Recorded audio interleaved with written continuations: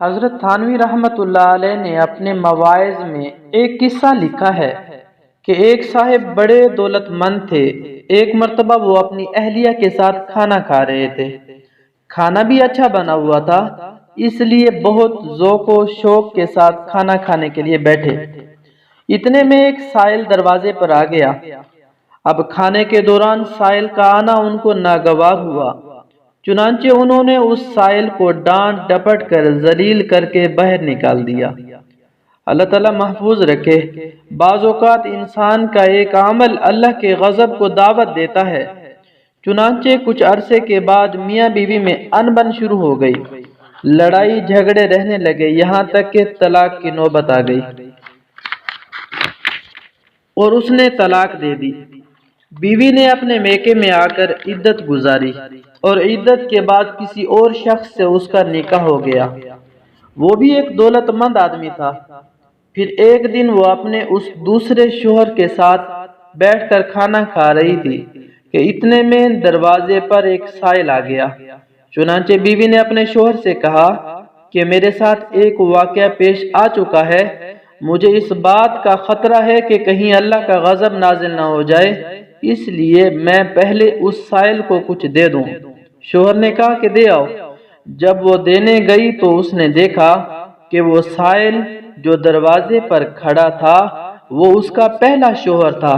چنانچہ وہ حیران رہ گئی اور واپس آ کر اپنے شوہر کو بتایا کہ آج میں نے عجیب منظر دیکھا کہ یہ سائل وہ میرا پہلا شوہر ہے جو بہت دولت مند تھا۔ میں ایک دن اس کے ساتھ اس طرح بیٹھی کھانا کھا رہی تھی کہ اتنے میں دروازے پر ایک سائل آ گیا اور اس نے اس کو جھڑک کر بھگا دیا تھا، جس کے نتیجے میں اب اس کا یہ حال ہو گیا۔ اس شوہر نے کہا کہ میں تمہیں اس سے بھی زیادہ عجیب بات بتاؤں کہ وہ سائل جو تمہارے شوہر کے پاس آیا تھا وہ در حقیقت میں ہی تھا۔ اللہ تعالیٰ نے اس کی دولت دوسرے شوہر کو عطا فرما دی اور اس کا فقر اس کو دے دیا۔ اللہ تعالیٰ برے وقت سے محفوظ رکھے، آمین ثم آمین۔ نبی کریم صلی اللہ علیہ وآلہ وسلم نے اس بات سے پناہ مانگی ہے، فرمایا اللہم انی اعوذ بک من الحور بعد الکور۔ بہرحال کسی بھی سائل کو ڈانٹے ڈپٹنے سے حتی الامکان پرہیز کرو، البتہ بعض اوقات ایسا موقع آ جاتا ہے کہ ڈانٹنے کی ضرورت پیش آ جاتی ہے تو فقہاء نے اس کی اجازت دی ہے، لیکن حتی الامکان اس بات کی کوشش کرو کہ ڈانٹنے کی ضرورت پیش نہ آئے بلکہ کچھ دے کر رخصت کر دو۔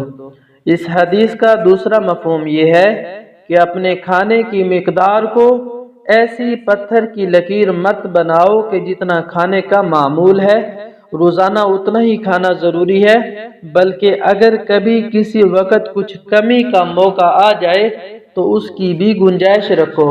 اس لیے آپ نے فرمایا کہ ایک آدمی کا کھانا 2 کے لیے اور 2 کا کھانا 4 کے لیے اور 4 کا کھانا 8 کے لیے کافی ہو جاتا ہے۔ اللہ تعالیٰ اپنی رحمت سے اس کی حقیقت سمجھنے کی توفیق عطا فرمائے، آمین ثم آمین۔